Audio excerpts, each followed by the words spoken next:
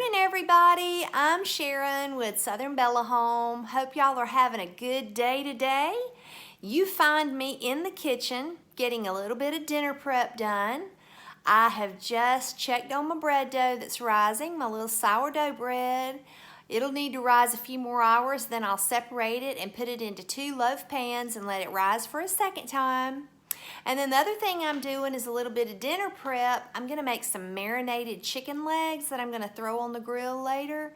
I'm going to kind of show you what I'm doing as far as the marinade, and then we're going to go outside because the point of this video today is that I want to give you an in-depth look at what I have going on out there at the little potager garden. The Grapevine arch trellis that we built. I've shown you a little bit about it, but today I want to give you kind of an in-depth how-to if you want to make one. If you have property where you have vines growing like wild muscadines, grapevine, kudzu, any kind of wild vine that you're trying to clear out, hang on to that vine because there's a cool use for it, and it's easy. I promise it's easy. So y'all stick around with me and we'll show you a few things around the homestead. Okay, y'all, I have just a plastic zip bag with chicken legs, just that I picked up at the grocery store because we don't raise meat birds. So these are just chicken legs from the grocery store. And I'm telling you, I am making this up as I go.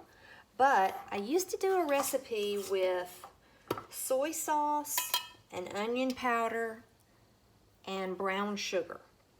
So this is going to kind of be a variation on that theme.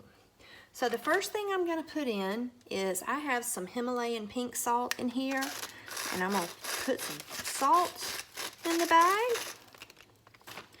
And then I'm going to grind some fresh black pepper in here. We love pepper, and there is something so different about fresh ground black pepper. It just bumps up the flavor to a whole new level. So there's the salt and pepper. And then, if you saw my video where I made the green onion powder, I'm going to use probably a half a tablespoon of that in here. And all of these flavors can be adjusted later. And then I'm going to take some sunflower oil. It is a non-GMO product. And that will just kind of help all of the marinade ingredients to kind of coat the chicken really well. Probably putting a couple of tablespoons in there. And then, instead of soy sauce, I'm going to use this Bragg's Organic Coconut Liquid Aminos instead of soy. I always give it a little bit of a shake in case there's any sediment on the bottom. And then I'm just going to probably pour about 3 tablespoons in there. I eyeball so much of my cooking, y'all. And then my hubby is from New York, and he loves him some New York maple syrup. So instead of brown sugar, I'm going to put some of this all-natural maple syrup for the sweetness. All right. Then I'm going to zip my bag up, making sure I've got it sealed. Now I'm just going to shake the bag around a little bit to make sure everything's all nicely coated so everything will get good and flavored up before dinner. Then I'm going to put it in the refrigerator and let it chill until time to cook it. Now, this is chicken on the bone. It is drumsticks, so you know as well as I do, it can be hard to get that done on a grill. So what I'm going to do is put it on a cookie sheet and bake it in the oven for just a few minutes, maybe 30 minutes or so, and then I'll put it on the grill to get the char and the good old smoky flavor from the grill. Then we'll be in business. The other thing I have going this morning in the farmhouse kitchen is my sourdough bread. I got this all mixed up last night before I went to bed, and I let it rise all night, covered up in my little tea towel. Now today I'll come in about lunchtime and I will separate that into 2 loaves. I'm gonna just cover it back up and leave it till then, and it'll need to rise one more time in the 2 loaf pans, and I'll show you that when I do it. Well, y'all, I meant to show you how I divided up the dough and put it in the pans, and I thought I had pressed the record button, but I didn't. So anyway, it's in the pans. You see that one pan's bigger than the other, but that's okay. I just always make it accordingly. Now I'm gonna let this rise for another 8 hours, and then I'll probably bake this off before I go to bed tonight in my little stainless steel bread pans. Now, I got these bread pans at the thrift store. I had just written down on my ever-growing list of things that I want for my farmhouse kitchen and for the homestead. I just have a list going all the time of things that I think I need to be more functional, but at the same time I'm getting rid of the things that aren't functional. So I'd written down one day that I wanted some stainless steel bread pans because I'm trying to move away from anything aluminum or anything non-stick. And I went in the thrift store the next day, and these are Revereware, which is a really nice brand, stainless steel bread pans. And so I'm completely fine with the fact that they're 2 different sizes because they bake up beautifully. So, word to the wise, make yourself a little list of the things that you need. Keep it around so that you can remind yourself of the things that you're wanting to look for your homestead kitchen, and you'll probably come across it at the thrift store one day. So I'll show y'all these loaves when they're fully risen, and then I'll be baking them off in the oven, and I'll show you that too. Let's go take a look at the garden, y'all. See what's going on out there. See what's growing. Show y'all a little bit of an update without giving away too much because doggone it, it's still not done, but it's close. All right, y'all, get you a glance. Ain't she pretty? So my first little box here, I've got a big old mammoth sunflower about to bloom. You can see it right there, growing right up in the middle. I've got some pepper plants that are going to be coming for right there. Got one little Roma tomato there, and a couple of moringa squash. My sweet peas have finally decided that they want to bloom. So saw about 3 blooms on there yesterday, even though I think it's really probably too warm for them, and I was really about to take them out of this garden.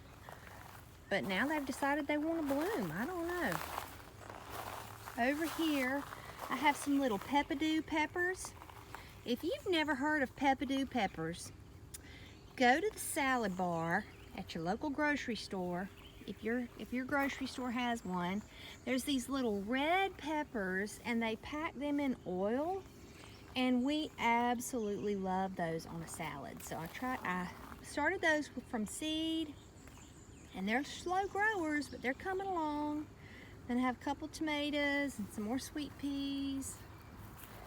And room over there for a couple of pepper plants that are gonna go in. And over here, let's see what's over here. This is a Pattison Golden Marlborough squash, and that one is too. And right here is some newly planted spinach that I don't know if it's gonna be too warm for it to come up, but we're gonna see. And I know y'all can see this little rectangle I have growing around that center sunflower. That's this like Russian white radish that I'm anxious to try. I can't pronounce the first word of it, but anyway, it's a white radish that kind of looks a little bit like a carrot. Here it is, y'all. This is the packet from Baker Creek, and it's German, not Russian. And then I have over here, let's see what this squash is. I can't remember, I've planted so many squash. And y'all, oh, this is a moringa. So that kind of looks like a pumpkin. And let's see what this one is. Is this one? That one's a moringa too. And then over here in our first long bed, we have 2 of the tomato plants that I got from Jess. Let's see, that's one there. That's one there. No, this one, and this one. And they're getting started. They're doing okay. Got a big sunflower there, and it looks like it's about to pop out right there too. I did that to draw pollinators into the garden, and you see I have my little marigolds planted, and I have a beefsteak tomato there, and I have a big boy tomato there. This is so sweet.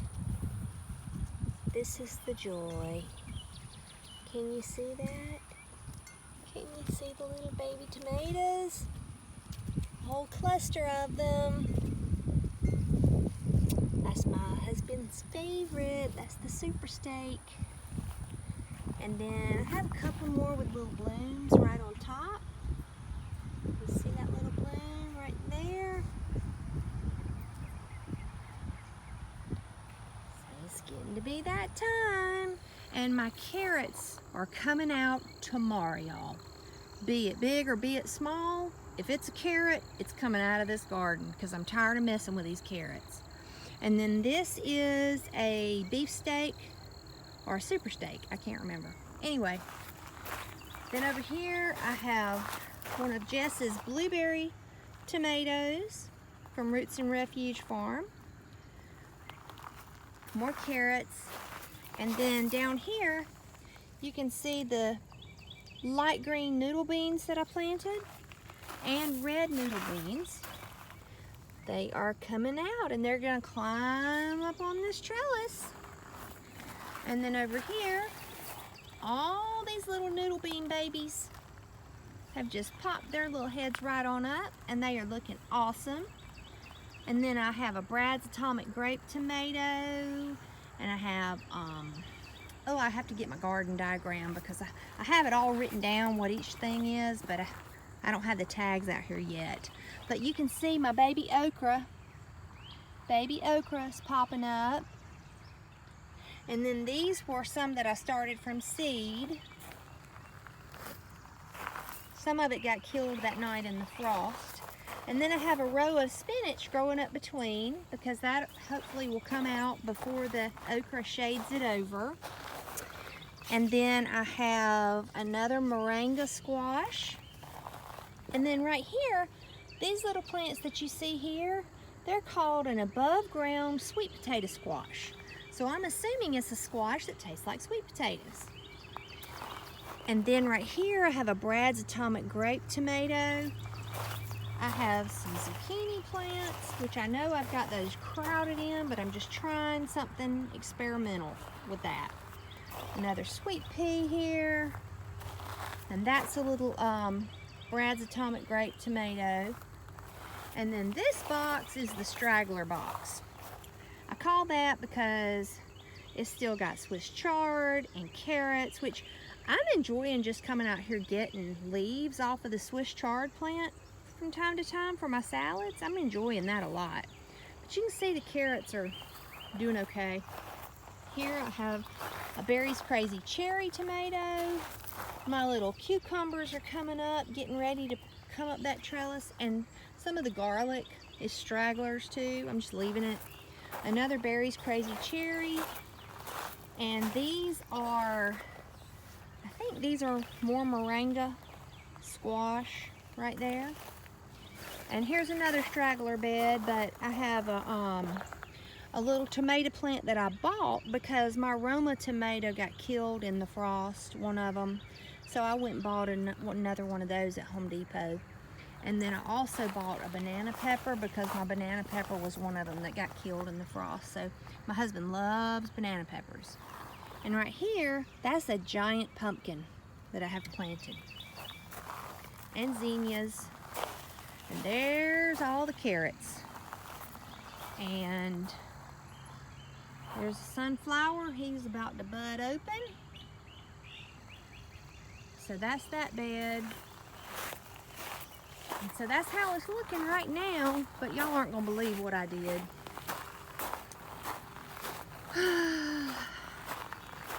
I planted more seeds. Yep, I did more seeds. I just decided that I didn't have nearly enough peppers planted. So yesterday I got it here and started a ton more peppers and some other stuff, some more pumpkins and all that kind of stuff. So more fun coming. Let's take a look and see if they're ready. Oh yeah. So they are beautifully risen. So now I'm going to take these loaves and I'm going to put them in the oven at about 400 degrees. And I'll just keep a watch on them. Usually it takes about 45 minutes to an hour. And we'll take a look when they come out. It's hot and delicious. About to butter some up and take a bite. Okay, y'all, this is the Grapevine Arbor Trellis that my husband and my sons and I built back in February. We were cleaning out an old muscadine and grapevine arbor back by our pole barn that has probably been here for 100 years, and it was so tangled, it was such a mess. And we cleaned it out and reclaimed it, and now we have fresh growth coming out on it. But there's still half of it to do. We only got half of it done. But I did not want to waste the vine that we were pulling down. So I'm going to be showing y'all exactly how we went about building this grapevine arbor trellis. I have a sad tale to tell you about that. I videotaped the entire thing and I deleted it, permanently deleted it. I was so upset that I cried because it was a really cool video watching it go from nothing to this. But anyway, I'm going to do the best that I can trying to explain to y'all how we did it. We've gone through 2 episodes of tornado warnings and high winds and torrential rains, but because of the way that my husband built it, it did not move one bit. And speaking of my husband, I have to tell y'all something.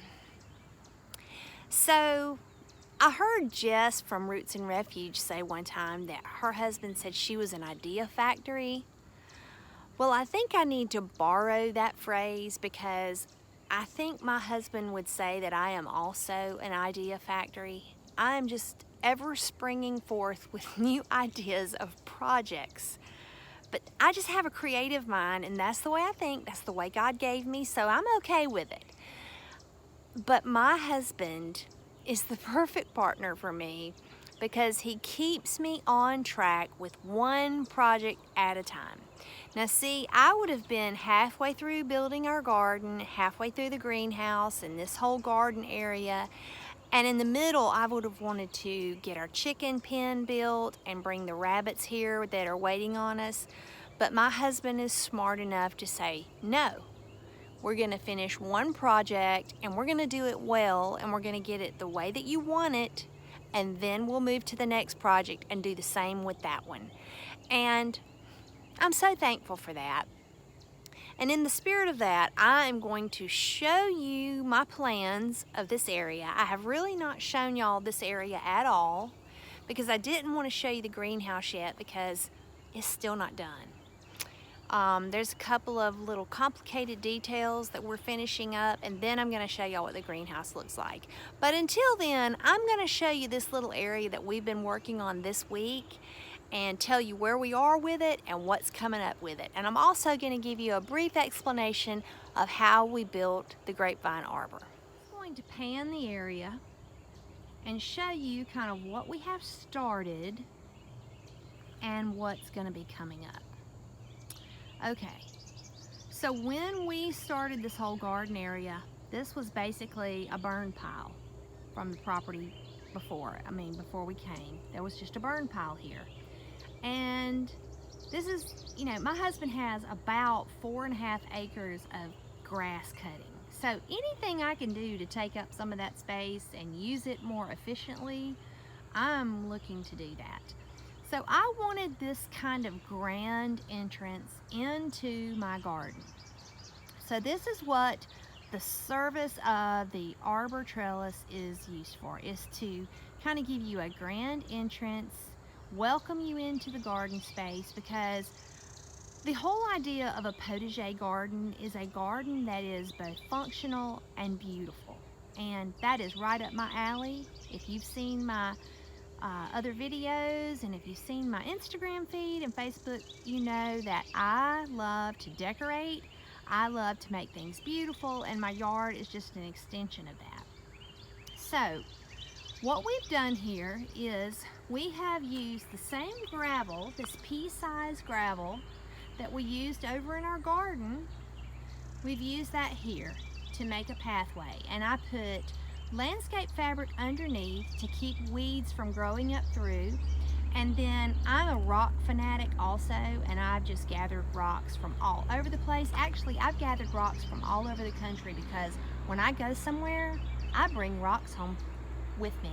And I have even put rocks in my suitcase on the airplane and brought rocks home from all over the place. So there's rocks from all over the United States in this little garden and the rest of our yard.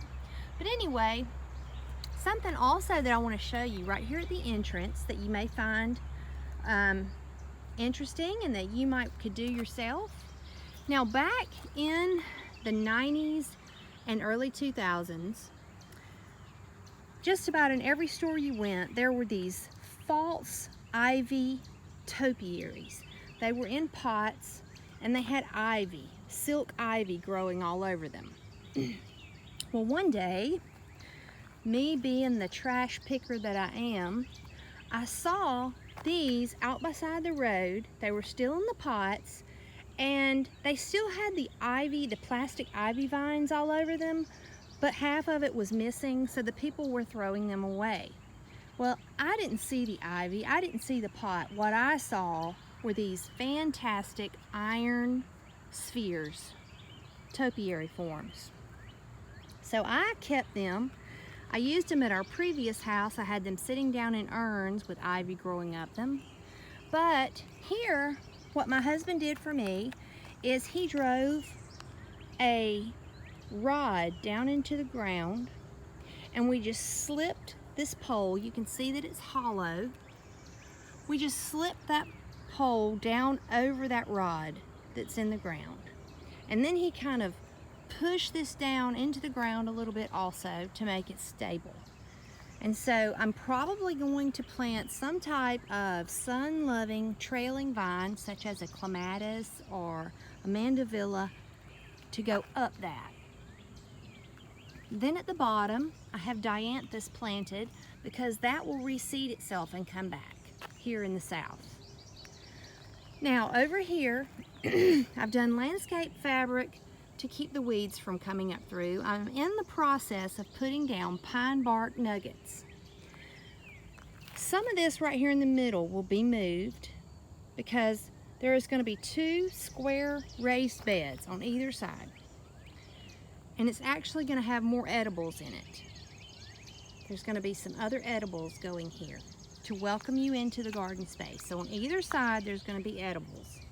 Now, I'll walk up here and show you what I did.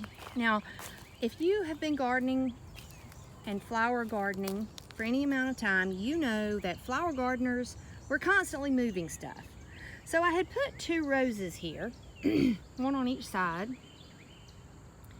And now I've decided that I'm taking those up. I'm also going to be putting something here that grows food instead. And then over here on this side, I'm going to have a full-fledged English rose garden in front of the greenhouse. The greenhouse is right back there. I'm going to have a rose garden with mulch and stone pathways between the roses. So right now I have a rose here and a rose here. And I'm going to be moving those roses to over here. And then I have 3 other roses that I'm going to be moving for other parts of the yard. And mixed in with the roses, I'll have some other areas of interest too. So that when you come to the garden, to the raised bed garden, you're going to walk up and you're going to have food growing on either side of the pathway. There'll be food growing. But then as you look farther up, there will be a rose garden. Here I have some polar bear zinnias that I started from seed from Baker Creek. And I already have some zinnias planted on either side here. These don't have the mulch and bark yet, but that's coming. So I have zinnias that are going to grow up tall next to these posts. And then I have polar bear zinnias, which are kind of a white zinnia, and they're going to be mixed in it along here too. And I'm going to have plantings in front of the greenhouse. Now I'll show you what else we've been working on. After we did this gravel here this week and lined it with stones, we also made it so that when you come through the arbor, you turn this way to go into the vegetable garden, and you turn this way to go to the greenhouse. And so we did a pathway going all the way up to the greenhouse. So can't you just picture it now? We have the arbor trellis, the rose garden, then the greenhouse. You go this way to the vegetable garden. So now you see why my husband wants me to finish this project before I start something else, because it's a really big project. And the summer heat in the south is miserable, and it's coming fast. So this is a big project that I need to get done now before the heat comes, and then I'll move on to the next thing. So I'll show y'all when it's a little further along, but now I'm going to show you how we built the grapevine arch trellis. I'm going to try to give you some good details so that you could build one too, and really the only cost was 4 T-posts and a few screws that we used to stabilize it, and a little bit of wire. But you probably have, if you have a homestead, you probably have all those things already, and you wouldn't have to go out and buy a thing. If you just have some vine growing, or if you have a neighbor or a friend who has vine growing in their woods that you could pull out, you could do this too. So let me show y'all how we went about building this grapevine arch trellis. The first thing that we did to build the grapevine arbor trellis was we put 4 T-posts into the ground. We decided how large we wanted the arbor to be. We measured it out, got it even, and we put 4 corner T-posts in the ground. We had a sycamore tree fall down, and it had these big nice limbs on it, and I loved the pattern of the bark on the sycamore tree. It's got kind of a mottled effect. So I wanted to do like a faux painting on the T-post to make them blend into the arbor trellis. So I took 2 colors of brown spray paint, and you can see where I just kind of splotched the paint and spattered it to make it look like the limbs. And I did that on all 4 corners. So you can hardly see the T-post. Then, like I said, we had these 4 posts from the sycamore tree that we wired to the T-post. Do you see the wire there? This is the rusty wire that I had, and rusty wire was perfect. That's what I needed. So we wired the post to the T-post. Then the front is different from the back. In the front, I wanted a very wild, organic looking, kind of crazy tangle in the front to be very architecturally interesting, and just to have a great detail walking into the garden. It almost gives like a grand presence. So I took the vines that were already naturally growing that way, and I just kept them intact. And then it was a process after we got both posts in the back and both posts in the front. We did the kind of gnarly look in the front, and then in the back we had this limb that had the natural arch. You see that? And my husband just screwed it to that post and made almost like a T formation, so perpendicular to the 4 anchor post, he did that T across that. And I'm going to turn the camera around and show you that from this side. So you see that? Then we began to wind the largest vines round and round the post. We ran them across from side to side, and then we also, I forgot to mention, we did a long post on either side that was just more limbs from the sycamore trees, right here. And my husband, he took his cordless drill and he screwed the post together here.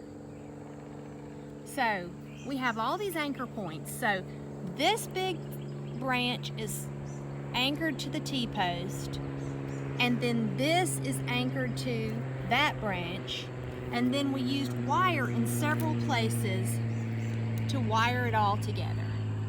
So it's very stable, and it's been through 2 bouts of tornado weather, and it didn't move an inch. Then we began to just run vines from side to side over the top. We wound the biggest ones down the poles. Then we had these smaller vines, and we twisted those together first and then wrapped the pole with those. And I'm super happy with how it turned out. There's no guarantee how long it will last, but while it's here, it's giving us a lot of joy. And it's only going to get prettier when I get the rose garden beside it and the other boxes and the rest of the bark. So I'll be showing y'all the finished product. And if y'all have any questions about how this arbor was built, any of the materials that we used, anything at all about it, I'll be happy to answer. Just leave it down below, and if there's any way I can help you, I'd be glad to. But I'm gonna give y'all some more updates coming soon. It's almost there, y'all. I know I've been saying that for a while, but this little garden space is almost there. Then we're moving on to chickens. Well, it's been a long day, y'all. We've gotten a lot done. Sorry that this was a longer video than what I normally put out, but we covered a lot of bases and it just took a little while. But I hope y'all enjoyed it, and I hope you'll subscribe if you're not already a subscriber, and come back to see me real soon, where I always say, keep home sweet, keep it inspiring, and keep it irresistible. I'll be seeing y'all in the next video. Bye, y'all.